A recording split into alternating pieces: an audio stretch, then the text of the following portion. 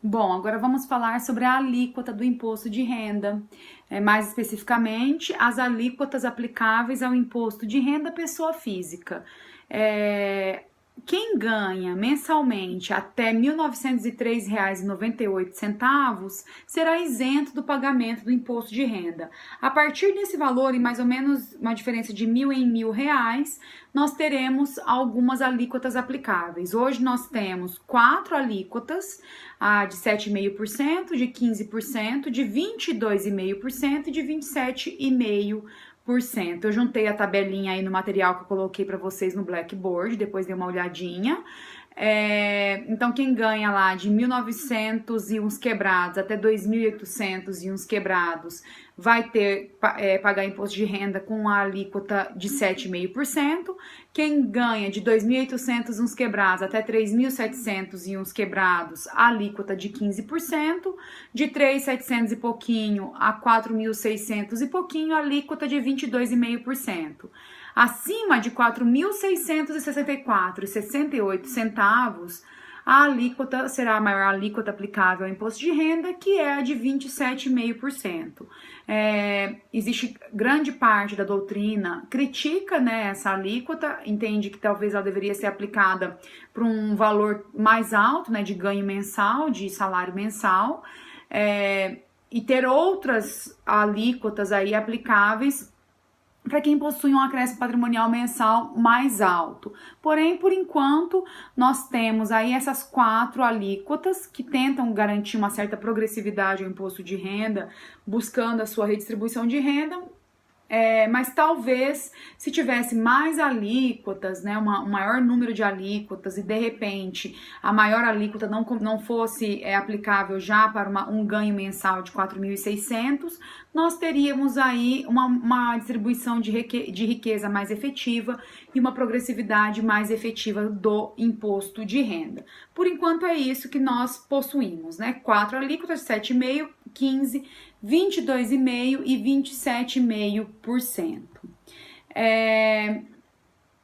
Uma importante observação: o imposto de renda ele não é aplicável a verbas indenizatórias. Então, verbas indenizatórias não se sujeitam ao imposto de renda. Existem várias súmulas do STJ nesse sentido, mostrando que existe um certo padrão de entendimento dos nossos tribunais superiores, no sentido de que quando se tratar de verbas indenizatórias, no Brasil, pelo menos, não se aplica imposto de renda para essas situações, porque o entendimento é que verba indenizatória não consiste em acréscimo patrimonial. Na verdade, estamos ressarcindo alguma perda e não tendo um acréscimo patrimonial, logo não há aí por que se falar de imposto de renda. Temos a súmula 125 do STJ, que fala que o pagamento de férias não gozadas por necessidade do serviço não está sujeito à incidência do imposto de renda. A súmula 215 também do STJ fala que a indenização recebida pela adesão a programa de incentivo à demissão voluntária não está sujeita à incidência do imposto de renda. E, por fim, a súmula 498 do STJ também diz que não incide imposto de renda sobre a indenização por danos morais. Então, isso mostra que existe uma orientação dos nossos tribunais no sentido de que, quando se tratar de verbas indenizatórias, não há acréscimo patrimonial, logo não há incidência aí do imposto de renda. O imposto de renda, depois da emenda constitucional 42 de 2003, que alterou o artigo 150, parágrafo 1º da Constituição, consiste numa exceção à anterioridade nonagezimal, contudo respeita aí a anterioridade anual, certo? Alguma modificação que ocorra ali na base de cálculo do imposto de renda lá no final do ano, essa modificação já é aplicável para o ano seguinte. Não vai ter que respeitar aí o lapso temporal de 90 dias. Até porque o imposto de renda, ele tem aí, ele acaba tendo uma aplicação no último dia do ano, né? Você considera o ano todo transcorrido, então por isso que ele acaba sendo uma exceção à anterioridade nonagesimal, mas respeita aí a anterioridade anual. Além disso, tem que fazer algumas considerações gerais sobre o imposto de renda. O artigo 153, parágrafo 2º, inciso 1 da Constituição, fala que o imposto de renda respeita os critérios da generalidade, universalidade e progressividade. Isso significa que o critério da generalidade leva como padrão, tem relação com a sujeição passiva. Isso significa que o imposto de renda, ele deve ser aplicado a todas as pessoas, sem distinção de raça, sexo, estado civil. Ele abrange o maior número de pessoas como sujeito passivo. O critério da universalidade é em relação à base de cálculo. Não se discrimina as diversas modalidades de renda e proventos de qualquer natureza. O imposto de renda, então, é universal, ele deve abranger aí o maior número de acréscimo patrimonial possível. E o critério da progressividade é em relação à alíquota, ou seja, busca-se uma redistribuição de renda, uma redistribuição de riqueza, levando em consideração o respeito ao princípio da isonomia.